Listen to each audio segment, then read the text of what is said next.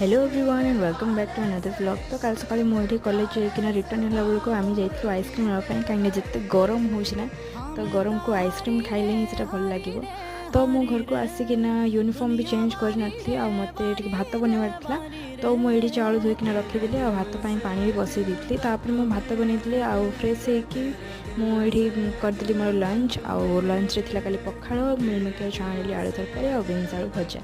तो संध्यारे मुझे चा बनाऊली आपने तो जानते मतलब चा बनवाटा सत्य ठीक से आसेनी बट जमती भी आसुच्छे मु ट्राए कर सब बनवाई कहीं सेमती बनइले ही शिखी। तो मोरी जेजेमा चा बनइली आउ संध्यारे मु गचरे टिके पानी देवाई उपरे गली आठी जी भेजरी होता सब जाक मुझे काढ़ी आनली तापर दीदी ये आनी कौन कौन केक जफ तो मुझे भर टे खाइली देन काली एत वर्षा होता संध्यारे आउ मो ड्रेस सब जाक फोल्ड करदेली and thank you for watching bye.